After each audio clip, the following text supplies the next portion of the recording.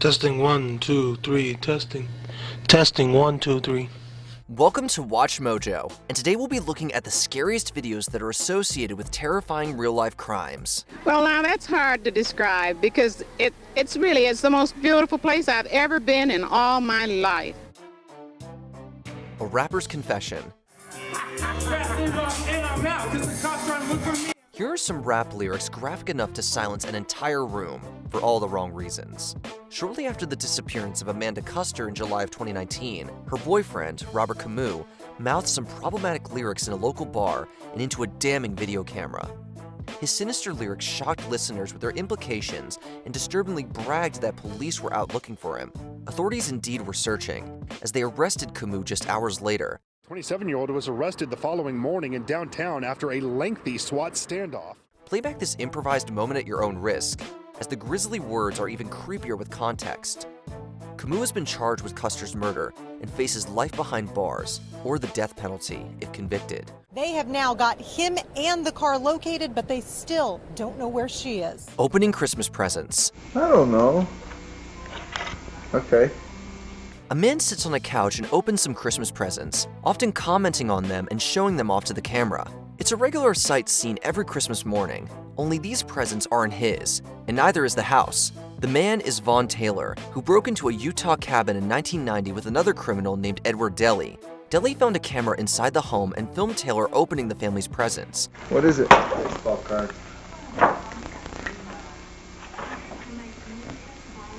It's a terrifying prospect, but the story only gets darker from there.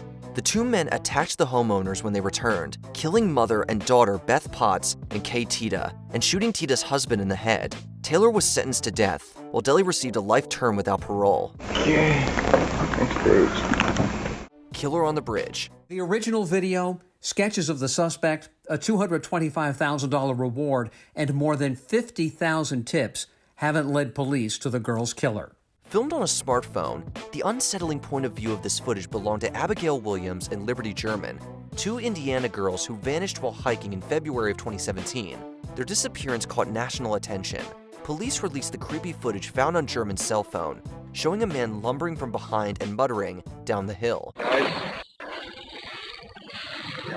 In 2022, police arrested and charged suspect Richard Allen. Officers posthumously commended German for thinking quickly and filming what would become crucial evidence. Moving tributes for the victims continue to appear across Indiana. The Abby Williams and Libby German Memorial Park in Delphi, with ball fields and an amphitheater, has blossomed into a place for playing and gatherings. Chris Watts. They're doing their best right now to figure out if they can get a scent, see where they went. If they went on foot, they went in a car, or they went somewhere. As this list will prove, killers have no qualms about going on the news and attempting to give Oscar-worthy performances. Chris Watts is one such killer. On the morning of August 13th, 2018, Watts murdered his wife Shannon and their two children before disposing of their bodies at a remote site used for oil storage. Shannon was reported missing by her friend, leading the media to Watts' doorstep. Nicole called me when she was at the door, and that's when I came home. And then walked in the house and nothing has vanished. Nothing was here. He provided them with numerous interviews, feigning ignorance and pleading for his family's return. The police also made some house calls, and Watts can be seen openly lying to them in various pieces of body cam footage. Fortunately, the ruse did not work. Watts was eventually caught and given 5 life sentences. Deputies, I would respectfully ask that you take this defendant into custody and have him serve the rest of his life in the Department of Corrections. Stalking the halls. It was a murder that haunted the city of Midlothian since 2016. We're talking about the killing of Missy Beavers 7 years ago today, and it's still unsolved. At approximately 4 a.m. on April 18, 2016, Midlothian, Texas resident Missy Beavers walked into the Creekside Church of Christ, where she conducted fitness classes. However, when a student arrived shortly after 5, they found Beavers dead, having been the victim of a violent crime. Missy was a mother, a sister, a wife, a daughter, and it could have been any of us. Investigators then combed through the church's surveillance system and discovered something completely horrifying. An individual in full SWAT gear was seen walking through the empty halls, opening various doors and carrying a weapon of some kind. It's believed that this person crossed paths with Beavers and committed the crime before fleeing. Unfortunately, the suspect has never been caught, despite a reward of $150,000. I know personally they have great investigators still working on the case. There's still a lot of manpower to go into this case. And I think the only way it will be solved is with the community's help. Israel Keyes kidnaps Samantha Koenig. From Jack the Ripper to John Wayne Gacy, murderers who seem to choose their victims at random both terrify and fascinate us, simply because they defy moral logic. A prolific criminal, Israel Keyes was a known arsonist, bank robber, kidnapper, and serial killer who claimed at least 3 lives, but likely many more. One of his confirmed victims was 18-year-old Samantha Koenig, who worked at a small coffee shop in Anchorage, Alaska. We did spend a fair amount of time talking about his crimes and his offenses as well, and those times were definitely very chilling to hear him talk about what he's done. Keyes kidnapped Koenig from the shop on February 1st, 2012, an act that was captured on its various security cameras. A terrified Koenig can be seen turning off the lights and talking with Keyes through the open window. He then climbs into the shop and ties up her hands before taking her away to his car. It was the last time Koenig was seen alive, as she was killed by Keyes the following day. He talked about the rush that he got out of it, the adrenaline and kind of the high from doing it, and I think, unfortunately, I think he enjoyed what he was doing. Stephen McDaniel. McDaniel admitted 4 years ago to killing and dismembering his Mercer Law School classmate and neighbor, Lauren Giddings. Similar to Chris Watts, Stephen McDaniel was confident enough to give an interview to the news. McDaniel killed his neighbor Lauria Giddings on the morning of June 26, 2011, later dismembering her body and disposing of some of her remains in their apartment dumpster. Giddings was reported missing a few days later, and Georgia's WGXA interviewed McDaniel, who pretended to be concerned about her whereabouts. Yeah, Lauren was my neighbor.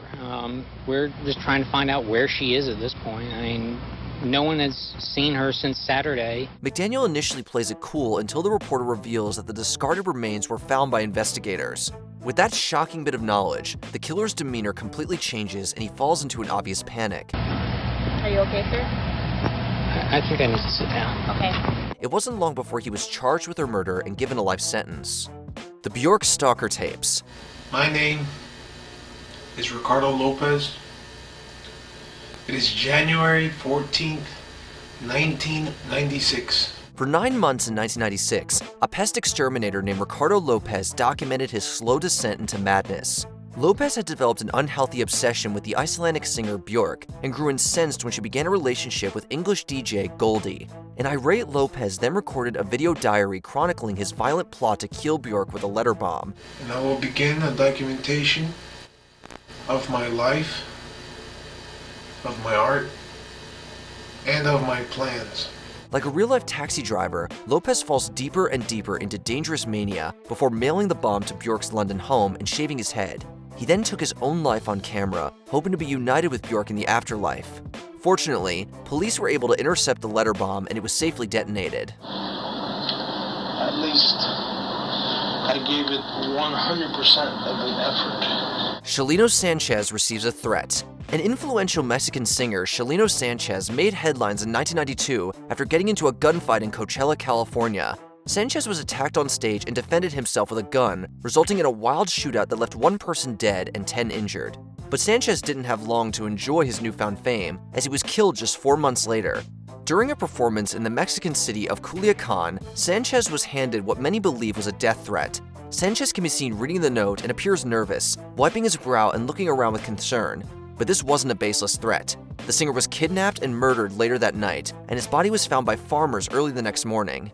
Before we continue, be sure to subscribe to our channel and ring the bell to get notified about our latest videos. You have the option to be notified for occasional videos or all of them. If you're on your phone, make sure you go into your settings and switch on notifications. The Jonestown videos. As an effort by a charismatic preacher to build a new society, but it ended, of course, with the tragic deaths of more than 900 people. Search the internet and you'll find many videos relating to Jonestown. This infamous settlement was located in Guyana and was the remote home of the People's Temple, a cult run by preacher Jim Jones. The cult gained infamy in 1978 when over 900 members died from cyanide poisoning, an act that is now considered mass murder perpetrated by Jones. That man was killing us. Numerous videos were filmed in Jonestown prior to the massacre, often depicting cult members and even Jones himself. It makes for horrifying footage knowing that these people would soon be meeting their end. But perhaps the scariest video was taken by NBC's Bob Brown, who documented the Port Kaituma shooting that left 5 dead and 11 injured. Unfortunately, Brown was one of the deceased. I also have to accept the horrific tragedy that my father caused, but he caused it, not me. Which of these recordings creeps you out the most? Let us know in the comments below. We've had as much of this world as you're going to get. Let's just be done with it. Let's be done with the agony of it.